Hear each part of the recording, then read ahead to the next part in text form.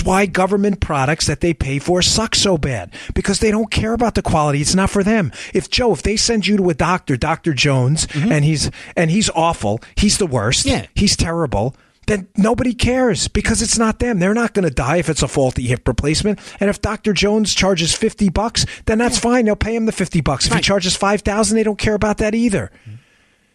If we were to turn Medicare over to a personal program, just like the personal program for Social Security, where you could control your own accounts, we could finally get it controlled through market mechanisms over the explosion in costs. The reason the costs are exploding in these entitlements programs is precisely because you're giving the government the money and control over the money, and the government has no desire to control costs because it's not their darn money. I am really apologetic and sorry if this is a tough conversation to have. And just to leave you on a good note, it is Friday. The show notes are really good today, by the way, so please read them again at bongino.com.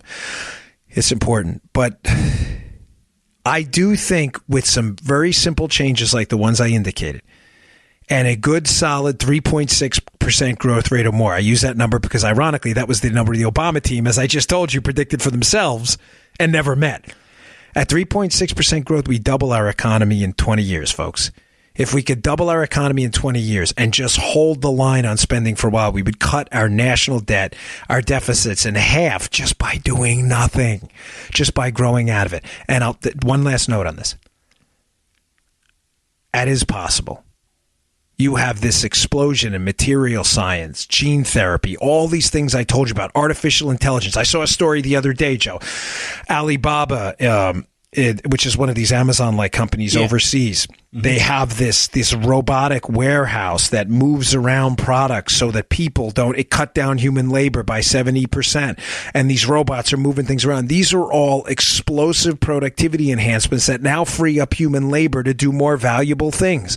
These are the things that are going to enable us to produce more, give our GDP more value, give our economy more value. When we start wiping out diseases, Alzheimer's, diabetes, cancer, we're going to save trillions of dollars. A lot of that Medicare spending now that's bankrupting us, if it was controlled by market mechanisms and people so they could keep the costs and keep the cost down and the quality up, marry that up with technological enhancements and hopefully in the future the wiping out of cancer and AIDS and all these other plagues that are destroying our society, you have the unbelievable potential for growth. It's around the corner. We just need some smart people up on the hill and not some of these cowards we have now.